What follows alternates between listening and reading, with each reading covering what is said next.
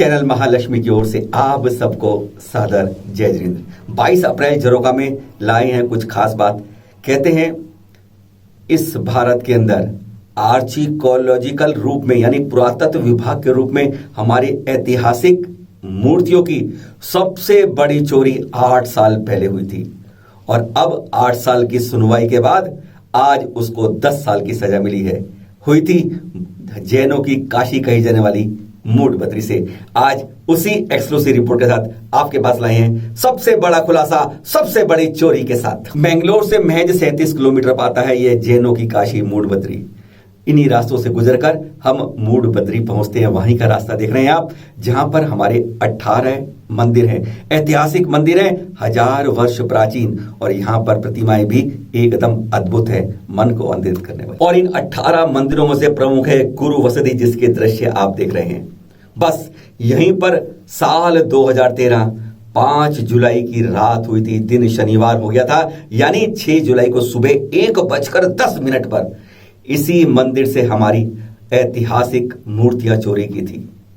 यानी इसी ऐतिहासिक मंदिर, जो हम लोग जो दर्शक जो देखते थे हम बख्ता के, तो 5 फुट दूर से कांच के ब्लॉक के अंदर मूर्तियां थी। वह उसको काटता है कटर से और फिर उसके पार पहुंचकर सीसीटीवी कैमरे को तार काट देता है। एक चोर आकर वह सबसे बड़ी चोरी करता है। 6 जुलाई शनिवार को ही चोरी के बाद यहां पर चैनल महालक्ष्मी पहुंचा था। अब ये दृश्य देख रहे हैं उस कमरे का जिसमें शीशे की दीवार के पीछे वह बहुमूल्य मूर्तियां रखी थी। चोरी के बाद यहां क्या मिला? एक एलपीजी गैस सिलेंडर छोटा, एक ऑक्सीजन सिलेंडर, एक बैग और एक अंग्रेजी अखबार। वह चोर बस यही छोड़ के गया था। पूरी रेकी करके पहुंचा था वह यहां पर। यानी पहले वो रिक्शा में आता था, 2-3 दिन इसने रेकी की यहां पर कि कैसे मुझे पहुंचना होगा। ऊपर रोशनदान से चढ़कर वह अंदर पहुंचता है और वहां पर सीसीटीवी तार के काट देता है और फिर कटर से कांच का गिलास तोड़कर अंदर चोरी करता है। जिनकी मूल्य कोई नहीं आंक पाया, ऐसी करोड़ों रुपए की मूर्तियां वह लेकर चंपत हो जाता है एक चोर। और फिर अगले दिन लगभग प्रातः 9:45 पर सबसे पहले मालूम चलता है कि हमारी बहुमूल्य रत्नमयी प्रतिमाएं, जो बहुमूल्य रत्नों की थी, जिसमें स्वर्ण तो सबसे नीचे आता है, ऐसी नील और मणि की प्रतिमाएं चोरी हो गई हैं। चारों तरफ समाज में तहलका मचता है। हर साधु वृंद हैरान हो जाते हैं। आचार्यों की तरफ से प्रवचन शुरू हो जाते हैं और समाज उठकर खड़ा हो जाता है और समाचार पत्र रंग दिए जाते हैं। शोर पूरे गगन में मच जाता है। 9 दिन बाद यानी 15 जुलाई को भुवनेश्वर से उस चोर की पत्नी और ससुर को पकड़ लिया जाता है, जहां पर उसने मूर्तियां छुपाने की बात की होती है और यह बात एकदम हवा की तरह फैल जाती है।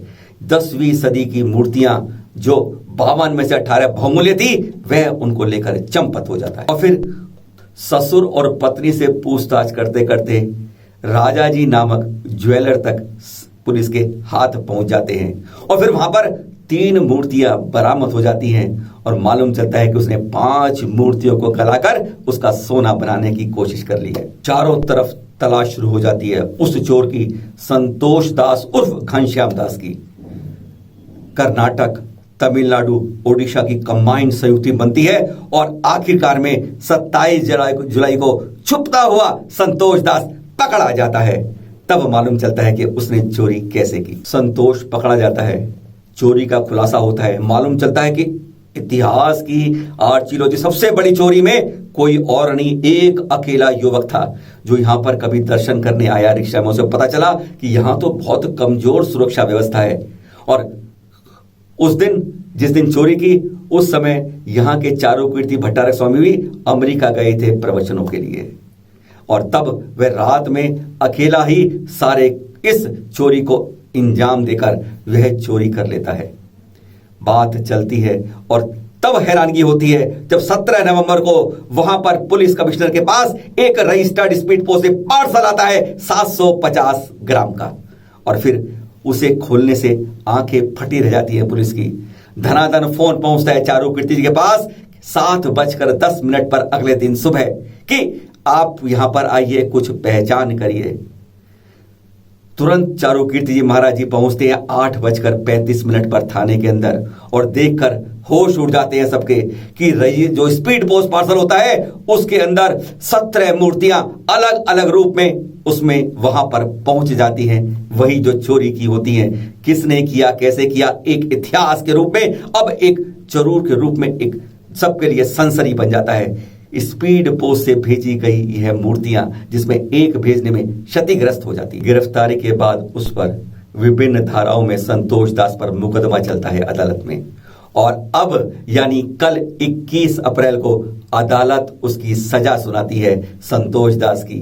8 साल पहले पुरातत्व रूप में सबसे बड़ी की गई चोरी में उसे 10 साल की सजा मिलती है, और इस तरीके से सबसे बड़ा खुलासा सबसे बड़ी चोरी का होकर अपने अंतिम अंजाम पर पहुंचता है। पर एक सवाल छोड़ जाता है जैन समाज के लिए, अपनी धरोहरों को सुरक्षित रखना होगा, यह हम सबकी सामूहिक जिम्मेदारी बनती है। कोरोना की मार, एक और ब्रह्मचारी भैया का स्वर्गवास।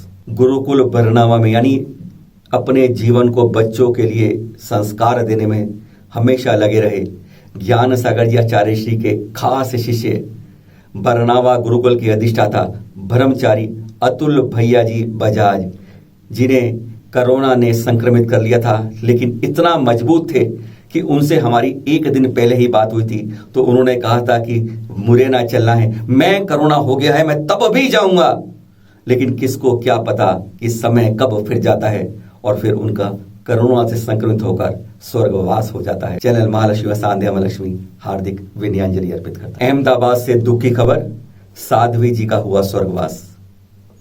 एक बार और दुख की खबर आई है, साध्वी चंद्र रत्ना जी महाराज साहब का अहमदाबाद नरोड़ा के अस्पताल में गत 20 अप्रैल को स्वर्गवास हो गया। चैनल महालक्ष्मी व सांध्या महालक्ष्मी हार्दिक विनयांजलि अर्पित करता है। 3 बड़े संतों के साथ जहां 50 से ज्यादा संत विराजमान, वह शिखर जी अब फिर है सुनसान। शाश्वत निधन तीर्थ पावन शिखर जी एक बार फिर पहले की तरह एकदम सुनसान हो गया है। पहले यहां ज्यादा संत नहीं थे, अभी हाल में यहां पर आचार्य विशुद्ध सागर सत्संग, मुनि श्री प्रमाण सागर सत्संग और आचार्य श्री प्रसन्न सागर जी नीमे घाट के पास सत्संग यहां पर और विराजमान हो गए हैं। वर्तमान में 50 से ज्यादा संत हैं, पर यहां पर आज की तारीख में 50 भक्त भी नहीं है। यानी कहा जा रहा है यहां पर कोरोना की प्रमुख तरीके से कोई व्यवस्था सरकार द्वारा नहीं है, और कई लोगों को यहां पर दुकानदारों को और कर्मचारियों को कोरोना संक्रमित होने की भी शिकायतें मिल रही हैं। सावधान रहिए, सजग रहिए, जान है तो जहान है। 5 मिला जैन मंदिर बन गया 100 बेड का कोरोना अस्पताल।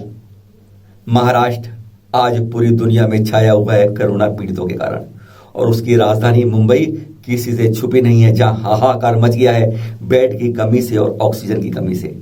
वहीं पर कालीवली सेंटर के अंदर इलाके के अंदर जैन मंदिर पावन धाम जैन मंदिर को अब 5 मंजिला जो है उसे कोरोना अस्पताल में बदल दिया गया है। यानी वहां पर ऑक्सीजन की व्यवस्था भी की गई है, बेड की व्यवस्था है, 100 बेड का अस्पताल बना दिया गया है। जैसा आप देख रहे हैं वहां पर बताया गया है कि यहां पर बहुत कम चार्ज में लोगों को ऑक्सीजन के साथ सारी सुविधाएं दी जाएंगी। जान के लिए हमारे समाज हर समय आगे बढ़ता है। जब जब हमारे देश में कोई संकट आती है, विपदा आती है, तो जैन समाज बढ़कर आगे लेता है। पहले भी बड़ेगांव आदि कई क्षेत्रों में ऐसे हुआ था, अब फिर हमारा जैन समाज में जगह जगह से अनुरोध है, अपनी धर्मशालाएं, संत निवास और जगह खाली है, वहां उन्हें कोरोना अस्पताल में बदल के जान बचाई लोगों की। इससे बड़ा पुण्य और नहीं हो पाएगा। प्रदीप भैया जी ने हमें बताया इसके बारे में कि यहाँ पर सारी मेडिटेशन सुविधाएं, स्टडी रूम और सभी तरह की सुविधाएं यहां पर हम मुहैया करा रहे हैं और कराएंगे भी। सागर समाज की अच्छी अनोखी पहल, मरीजों के परिजनों को दे रहे हैं निशुल्क भोजन। जगह जगह समाज बढ़कर आगे आ रहा है। सागर समाज ने भी ऐसी अनोखी पहल की है शैलेंद्र जैन विधायक के साथ, जहां पर जो कोरोना के मरीज आ रहे हैं उनके परिजनों के लिए जो तकलीफें आती हैं उन सब के लिए हर प्रकार की निशुल्क सुविधाएं, निशुल्क भोजन की व्यवस्था की है समाज ने। धन्य है ऐसे समाज, बढ़ चढ़कर आए हम और आप आगे भी। दिव्यांगजनों को कृत्रिम अंग, धन्य है ऐसी संस्थान। महावीर स्वामी सेवा संस्थान कई वर्षों से करती आ रही है। अब 50वां कैंप लगाया उन्होंने, जहां पर 62 दिव्यांगजनों को कृत्रिम अंग दिए गए। जगह जगह समय समय पर यह अपने अपने कैमरा लगाकर इसी तरह का काम कर रहे हैं। चैनल महालक्ष्मी इनका हार्दिक अभिनंदन करता है। चैत्र शुक्ल एकादशी है पावन दिन, 5वें तीर्थंकर का जन्म, ज्ञान, मोक्ष, कल्याणक।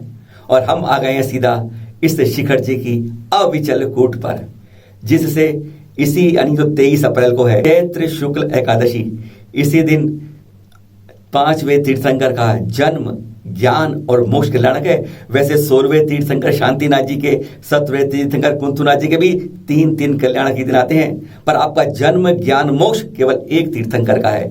कहते हैं आपका जन्म में चैत्र शुक्ल एकादशी को हुआ। कद था आपका 1800 फीट और आयु थी 10 लाख वर्ष पूर्व।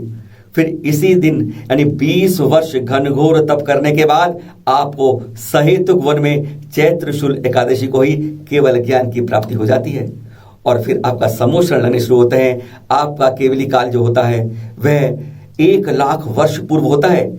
116 गर्दन होते हैं आपके। और जिस कूट पर जहां से आप 1000 मुनि राजों के साथ अविचल कूट से ही मोक्ष पधारे, इसी कूट से 1,84,14,0781 मुनिराज भी मोक्ष पधारे हैं। इसी कूट की निर्मल भावों से वंदना करने पर 9,32,00,000 उपवासों का फल मिलता है। आनंद से यात्रा कीजिए, वंदना कीजिए। बोलिए सुमतिनाथ भगवान की जय जय जय। सुनी खबरें आपने 8, कुछ ठाठ कुछ बाट, कुछ खतरे की घंटियां सुनाते रहे हम आपको। 3 लाख से ऊपर कोरोना मरीज, कहा तो यह भी जा रहा है हर तीसरे को इस समय कोरोना कहीं ना कहीं घेर चुका है। बहुत बड़े संकट में है पूरे विश्व के अंदर भारत। चाहे ऑक्सीजन की कमी हो, बेड की कमी हो, वेंटिलेटर हो, हर कमी आज हमारे मुंह पर खड़ी है। सावधानी ही एक अचूक इलाज है। वैक्सीन लगवा लीजिए, आज नहीं तो कल इसके खतरे से हम बच के रहेंगे।